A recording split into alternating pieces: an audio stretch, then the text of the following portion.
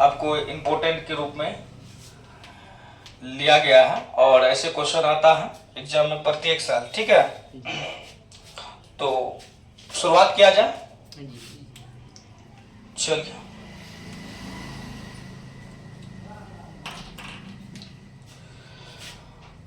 हैं द्विघात बहुपद का द्विघात बहुपद। ठीक है, सूत्र होगा एक्स स्क्वायर माइनस अल्फा जोड़ beta into x plus alpha into beta. ऐसे सूत्र आपको मतलब याद करना होगा, समझना होगा। उनके पास योग और गुणनफल दोनों दिया हुआ है। एक्स स्क्वायर माइनस अल्फा जोड़ beta into x plus alpha into beta. तो सवाल हम लोग शुरुआत सवाल लेते हैं एक बार।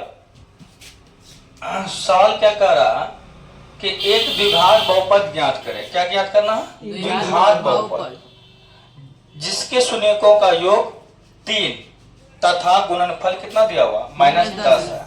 देखिए इसमें दिया हुआ योग भी दिया हुआ है ना दोनों, और गुणनफल भी दिया हुआ। तो बात कहाँ है दूर, एकदम सवाल का समीप ही है, क्वेश्चन का समीप ही है। हम लोग आंसर निकल जाएगा। योग दिया हुआ, योग का अर्थ होता है अल्फा प्लस बीटा। कितना दिया हुआ? 3 और कोमा ले लीजिए। उसके बाद गुणनफल कितना है?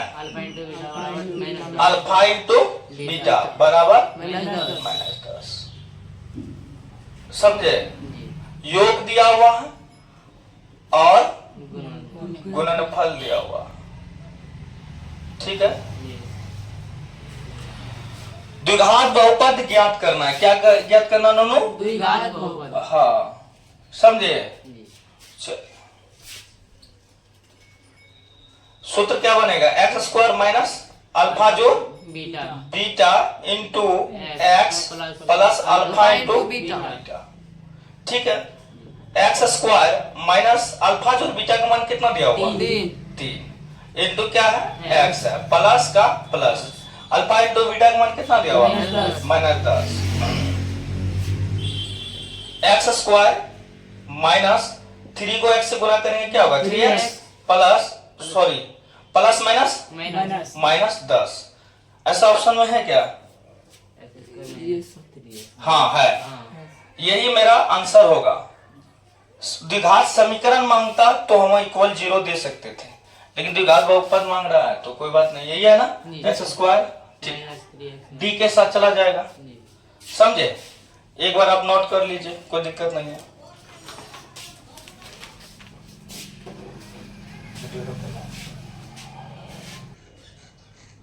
चलिए नेक्स्ट सवाल देख लीजिए आप लोग। क्या कह रहा है? यदि द्विघात बहुपद दिया गया, द्विघात बहुपद क्या है? 3x स्क्वायर माइनस के एक्स प्लस 6 के शून्यकों का योग दिया हुआ दोनों। यहाँ देखिए छोटे योग दिया हुआ है तो के का मान ज्ञात करना है। के का मान ज्ञात करना है, किसका? के का। तो चलिए, आपको तो पता है एक्स स्क्वायर से जो गुना होता है उसको क्या मानते हैं? ए मानते हैं। ए का मान 3 हो जाएगा। जो एक्स गुना हो रहा है उसको बी मानते हैं, तो बी का मान क्या होगा? -k, और सी का मान क्या हो जाएगा? 6। ठीक है, अब यहाँ योग दिया हुआ है। योग का अर्थ ये होता है अल्फा प्लस बीटा। कितना दिया हुआ? 3 दिया हुआ। क्या दिया हुआ? 3 दिया हुआ। योग बराबर सूत्र क्या होता है दोनों? माइनस बी बट्टा ए बराबर 3। ठीक है, माइनस बी का मान देखिए कितना दिया हुआ? माइनस का माइनस लिखेंगे और बी का मान आपका दिया हुआ है -k। ठीक है, बट्टा का बट्टा। ए का मान कितना दिया हुआ? 3 दिया हुआ ना? हाँ, बराबर का बराबर 3 का 3। माइनस से माइनस गुना होगा, क्या लिखेंगे दोनों? प्लस, यानी के हो जाएगा बट्टा में 3 बराबर 3। कुछ नहीं तो क्या है नीचे? 1 है। के को एक से गुना करेंगे तो क्या हो जाएगा? के 3 9। के बराबर क्या हो जाएगा? 9। 9 हो जाएगा। ऑप्शन डी के साथ जाएगा। ऑप्शन डी के साथ।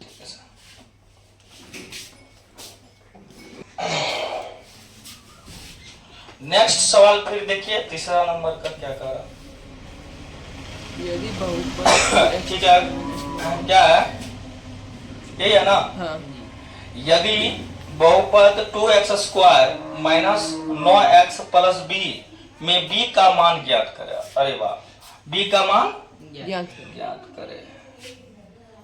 ठीक है, यदि शून्यकों का गुणनफल 8 है, शून्य का गुणनफल कितना है? 8। गुणनफल अल्फा इंटू बीटा बीटा बराबर 8 है ना, यानी कि गुणनफल आपका दिया हुआ।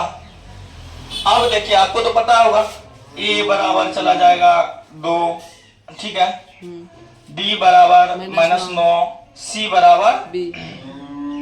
b, c बराबर बी। ये प्रूव करने के लिए आपको कई दिन सिखाए भी हैं और आपको मान ज्ञात करने के लिए तो आना चाहिए और बता भी चुके हैं कई बार। अल्फा इंटू बीटा का सूत्र क्या होगा? c बट्टा a बराबर का बराबर 8 है। ठीक है, वही हुआ, अल्फा इंटू बीटा बराबर 8 या c बट्टा a बराबर 8। c बट्टा a उसी का ना अल्फा इंटू बीटा का सूत्र है। तो c का मान देखिए कितना है? बी है, तो हम लोग b लेते हैं। a का मान कितना है? 2 है, 2 ले लिए, बराबर का बराबर 8 का 8, कुछ नहीं तो नीचे में 1 है। b को 1 से गुना करेंगे तो क्या होगा? क्रॉस मल्टीप्लाई करते हैं ना, b हो जाएगा 8 दूना 16। b का मान कितना चला जाएगा? 16। सी चला जाएगा। ऑप्शन क्या होगा? सी। कर लीजिए।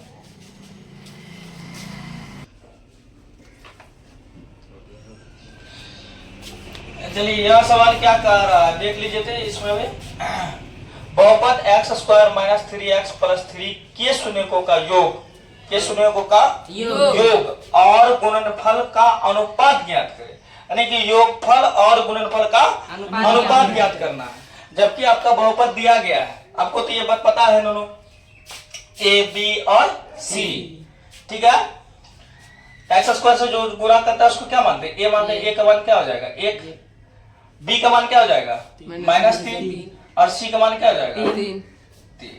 ठीक है, योग और गुणनफल का अनुपात, तो योग कर रहा है, योग ऐसे लिख सकते हैं हम लोग। वैसे ऑब्जेक्टिव है, कोई जरूरत नहीं है। अल्फा प्लस बीटा अनुपात है, यानी कि बट्टा। अनुपात का अर्थ ही होता है बट्टा। हम लोग का कंपटीशन में से दिया गया, अनुपात का अर्थ होता है बट्टा।